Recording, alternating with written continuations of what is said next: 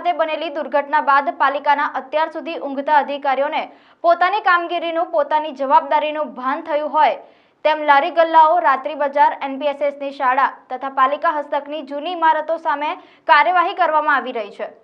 જ્યાં 2 દિવસ પહેલા શનિવારે પાલિકાના વહીવટી વિભાગ દ્વારા નવાપુરા કેવડાબાગ પાસે આવેલા સરદાર માર્કેટની ઇમારતને ઉતારી દેવા માટે નોટિસ ફટકારવામાં આવી હતી, જે બાદ વેપારીઓમાં નારાજગી જોવા મળી રહી છે।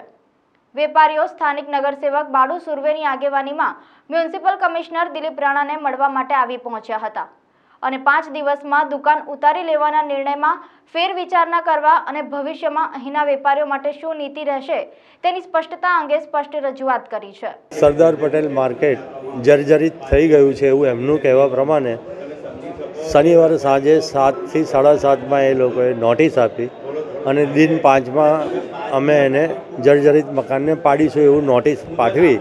એના અનુસંધાનમાં અમે અહીંયા સાહેબને મળવા આવ્યા છે, મ્યુનિસિપલ કમિશનરને। સાહેબ શ્રી આજે બજેટની મિટિંગ હોવાથી અમને એવું કહેવામાં આવ્યું કે તમે બપોર પછી આવો, સમય વધારી આપીશું, એટલું કહીને એ મિટિંગમાં ગયા છે। સંતોષ તો એવું વર્બલી કેવી રીતના સંતોષ મનાય એવી જગ્યા જ નહીં, એવું કોઈ કારણ જ નથી। એમની પાસે રજૂઆત કરીને જે તે એમને લેખિત આપ્યું છે તો અમને બી એ રીતે સોલિડ કોઈ પ્રૂફ આપે।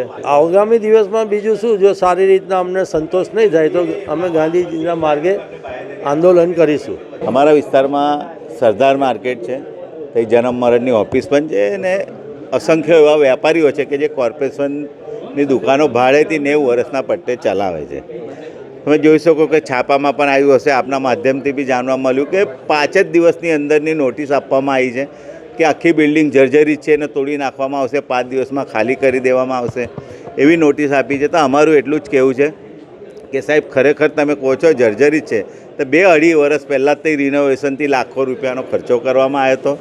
સાથે સાથે કોઈ પણ વેપારીઓને તમે 2-2 વર્ષથી કોરોનામાં લોકોનો ધંધો બંધ થઈ ગયેલો, માંડ કોરોના પછી લોકો ધંધો કરતા થયા છે ને તમે કાયમ માટે દુકાન બંધ કરવાની વાત કરતા હોય તો એના લીધે વૈકલ્પિક વ્યવસ્થા કરવાની હોય, કાં તો બજેટમાં કામ લેવાની કે આ આપણે તોડી નાખવાના છે તો એના સામે આપણે કંઈ નવું બનાવવાની ઈચ્છા દર્શાવવાની હોય કે બતાવવાનું હોય કે અમે આ કામ લેવાના છે, તમે ચિંતા ના કરતા, હમણાં ટેમ્પરરી અહીં ધંધો કરવા જાઓ, એવી તમામ વ્યવસ્થા કોર્પોરેશન કમિશનર દ્વારા કરવાની હોય।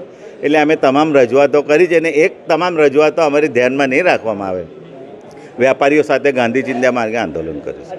કમિશનર સાહેબે અમને બાહેદારી આપી છે, એવું કીધું છે કે આપણે સમય પણ વધારે આપવામાં આવશે એવું કહેતા ગયા છે, પણ તોય હજુ ફરીથી અમે બધા સાથે એકવાર મળવાના છે એમને અને પછી વિચારીશું કે શું કરવા માગે છે અને પછી અમે આગળ